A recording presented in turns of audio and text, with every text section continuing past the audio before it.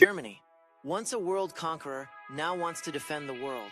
Trump has abandoned Ukraine, and now Europe is scrambling to protect itself. Who's stepping up? Germany.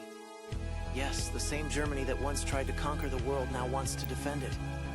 New Chancellor Friedrich Merz has had a sudden awakening. Europe can't rely on the US anymore.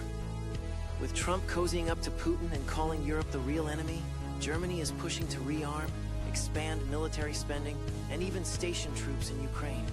This marks a historic shift. For decades, Germany avoided military leadership.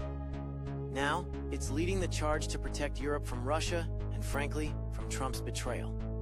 But let's take a moment to appreciate the irony. America, the self-proclaimed beacon of democracy, is now at risk of undermining it. Germany, once synonymous with authoritarianism, is now one of democracy's staunch defenders. Maybe it's time for a symbolic trade. Germany can go ahead and adopt the bald eagle because clearly the US seems to be wavering in its commitment to the ideals it once championed. Trump's actions have cast doubt on America's stance on freedom, creating a void that Germany appears ready to fill.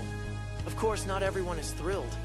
Trump's most ardent supporters in Europe, the far-right politicians who dream of a Russian-backed autocracy, aren't happy.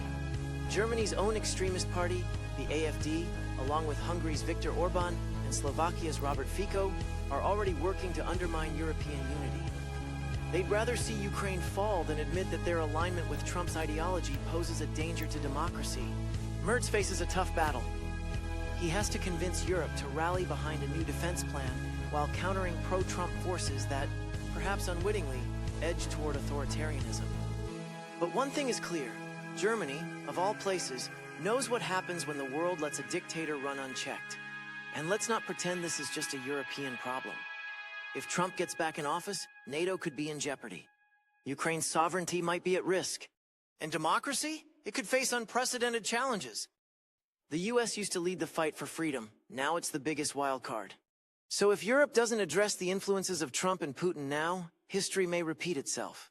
And this time, there may not be a second chance. Germany